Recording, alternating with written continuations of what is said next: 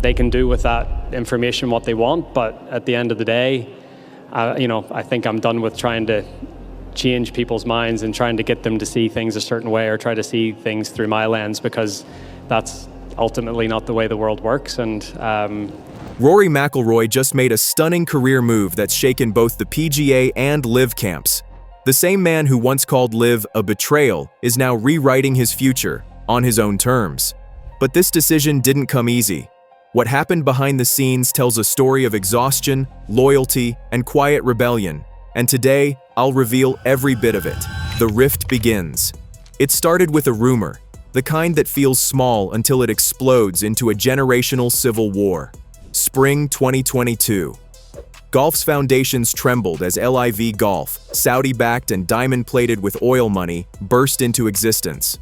Overnight, the PGA's monopoly on virtue looked fragile, with players like Phil Mickelson and Dustin Johnson defecting to this glittering new league of luxury. The promise?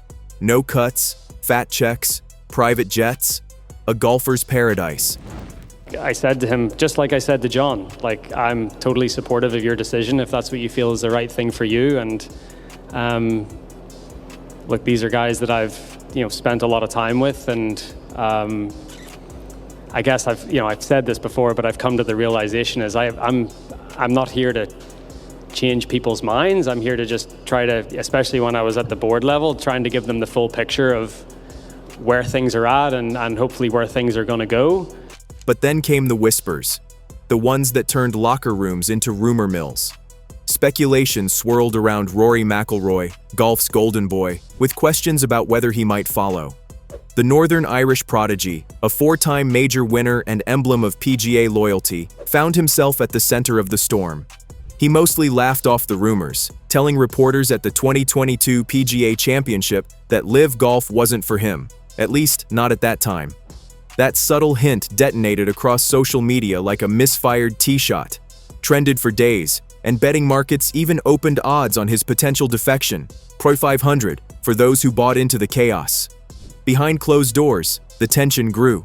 By 2023, LIV was ballooning. More tournaments, more team formats, more zeros. Golf insiders whispered of a $500 million offer dangling in front of McIlroy, complete with equity in a potential global tour. Greg Norman, LIV's shark-like CEO, allegedly reached out personally. McIlroy fired back, branding LIV a disruptive force that endangered golf's traditions. But his frustration with the PGA's bureaucracy was showing. Social media went feral.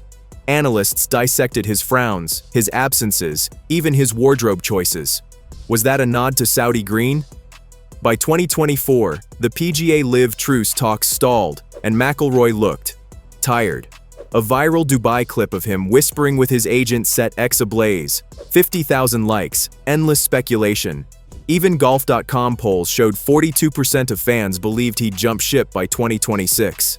For now, Rory was golf's reluctant martyr, defending tradition while staring into the abyss of billion-dollar temptation. And in that uneasy silence between swings, one question echoed: how long can loyalty outlast exhaustion? The Loyalists' crusade. By 2022, McIlroy wasn't just a golfer, he was golf's last knight, swinging his driver like a sword against the encroaching tide of petrodollars. As others bolted for LIV's cash, McIlroy reaffirmed his commitment to the PGA. At the Wells Fargo Championship, he condemned the breakaway league as a betrayal of everything the sport stood for. It wasn't a press conference, it was a sermon. The audience, fans, players, executives, didn't just listen, they rallied. These are guys that I respect and that I've spent a lot of time with, and if that's what they feel is the best decision for them, then I'm gonna, be supportive of that decision and let them go and do their own thing. He joined forces with PGA Commissioner Jay Monahan in an internal war room, devising strategies to block further defections. Poison pill clauses, loyalty bonuses, restructured purses. McIlroy's influence was everywhere. He emerged as the face of resistance.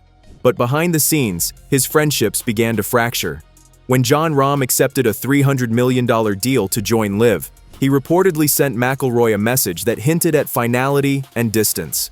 2023 became McIlroy's year of fury. In interviews, he repeatedly criticized Livy's format, dismissing the shortened tournaments, lack of cuts, and team-based structure as something that didn't resemble real golf. He even likened the league to a cult. Fans rallied behind him. Ratings surged. But the more passionately he defended the PGA, the more observers began to notice signs of strain. The rumored $400 million Livy offer was denied immediately, though the denial carried a tone of exhaustion. After the 2023 Ryder Cup, his emotional remarks about feeling trapped in a relentless cycle went viral, fueling speculation that golf's most vocal crusader might be nearing burnout. Every interview McIlroy gave during that period was laced with disdain for Livy's format, dismissing the 54-hole structure, absence of cuts, and team-based setup as fundamentally unrecognizable as golf. He even went so far as to label the league a cult. Fans embraced his defiance. Ratings surged. But as his public defenses grew louder, observers began to detect signs of strain. The rumored $400 million Livy offer was denied outright, yet the denial carried a tone of fatigue. After the 2023 Ryder Cup, his emotional remarks about feeling trapped in an endless cycle went viral, fueling speculation that the sport's most vocal crusader might be nearing burnout. By 2024, even McIlroy's critics noticed a shift. His tone had softened. During testimony in the DOJ's antitrust probe, he acknowledged that the sport couldn't continue operating in parallel universes indefinitely. When he finally captured the 2025 Masters, the elusive green jacket that had long evaded him, it should have silenced the speculation. But his victory speech, marked by gratitude and exhaustion, felt more like a farewell. He reaffirmed his loyalty to the PGA, yet hinted that the place he once called home had become increasingly crowded. He was still the face of loyalty, but the fire in his eyes now burned with something else: doubt. The LIV dividend. Here's the irony. While Rory railed against LIV, the league's chaos was quietly making him richer than ever. Pre-LIV, in 2019, McIlroy's total haul was about $18 million. By 2024, try $28 million, not counting endorsements. The competition had inflated purses, reshaped tournaments, and redefined winning. McIlroy was well aware of it. In a February 2025 CNBC interview, he openly acknowledged that LIV's arrival had indirectly boosted his earnings. It was a rare moment of candor that broke the internet. I mean, I think it's hard to punish people. I don't think there should be a punishment for. I've changed my tune on that because I see where golf is, and I see that having a diminished PGA Tour and having a diminished LIV Tour or anything else is bad for both parties. Be much better being together and moving forward together for the good of the game, and that's my opinion of it. So the LIV dividend, as Forbes later dubbed it, added 9 figures to his empire. Nike, Omega, and TaylorMade doubled down on his clean-cut anti-Livy persona. Ironic, given that the very villain he condemned had made him more valuable than ever. Deloitte's 2024 report even credited Livy's chaos for boosting golf's global popularity by 25%, calling McIlroy its accidental beneficiary. But not everyone was buying the Saint Act. One viral post accused him of secretly enjoying the financial perks of a league he claimed to hate, and it racked up 100,000 impressions. McIlroy brushed it off but didn't exactly pour water on the fire. After winning Pebble Beach in early 2025, he pointed out that prize money had reached $20 million for the week, noting that such massive purses wouldn't exist without LIV's influence. Social media exploded. What sounded pragmatic to some reeked of hypocrisy to others.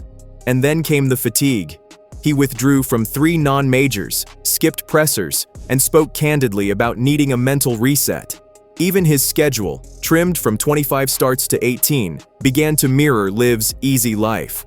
On a podcast, he hinted that LIV's format might appeal to him later in his career, though not just yet, almost teasing fans with the idea. The tension was delicious. The man who fought the future was slowly living it. McIlroy's double life, moral crusader by day, capitalist beneficiary by night, blurred the lines. His empire thrived on the very storm he claimed to despise.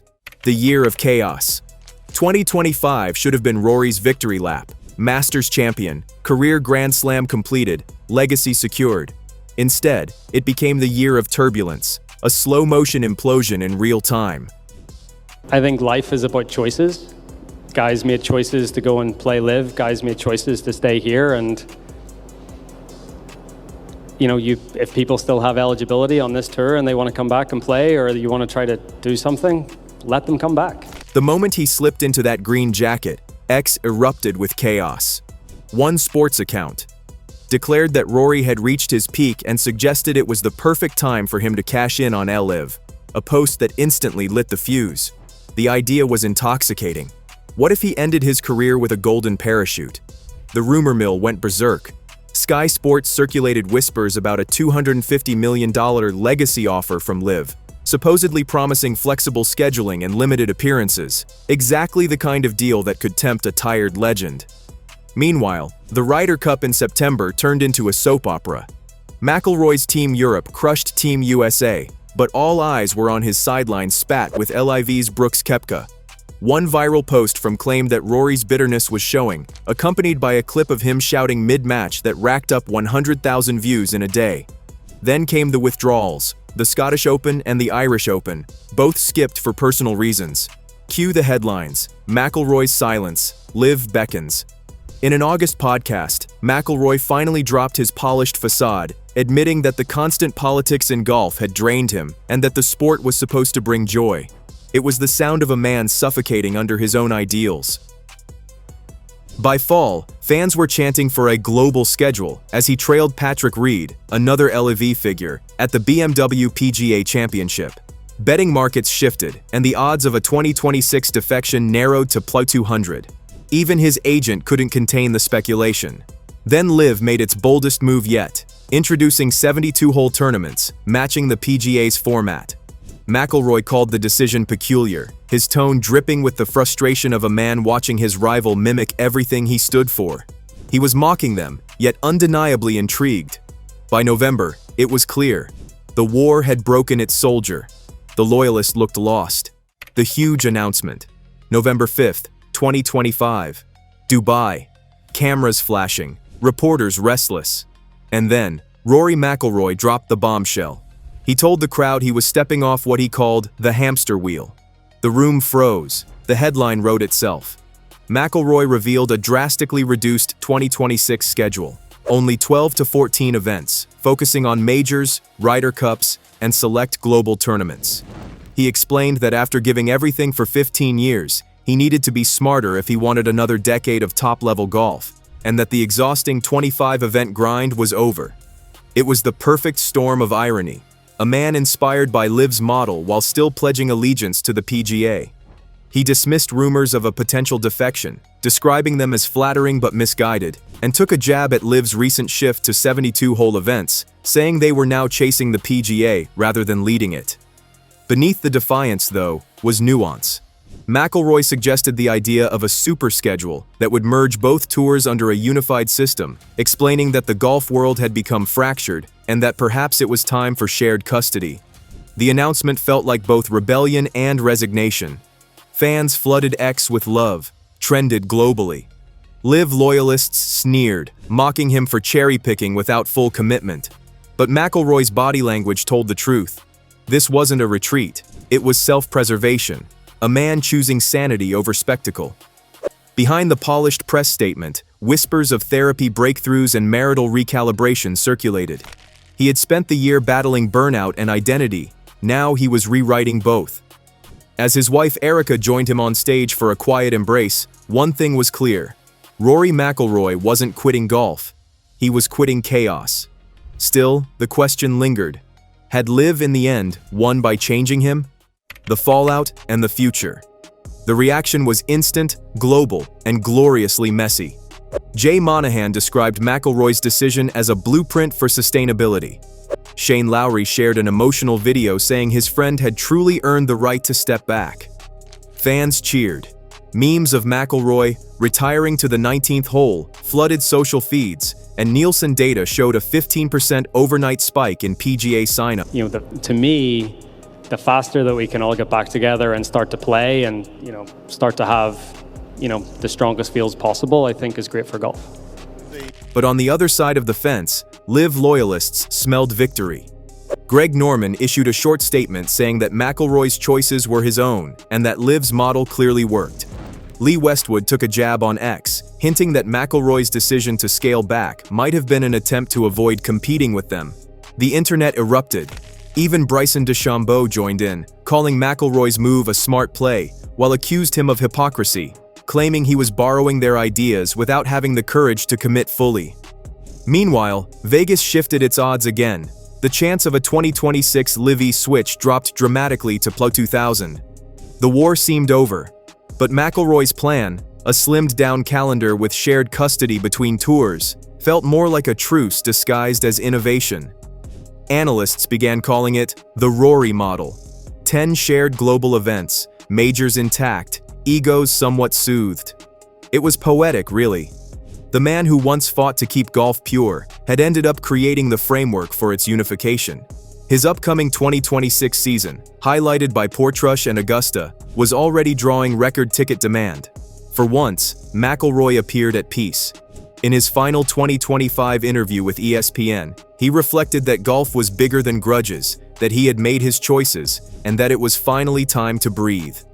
In the end, his huge announcement wasn't surrender, it was survival.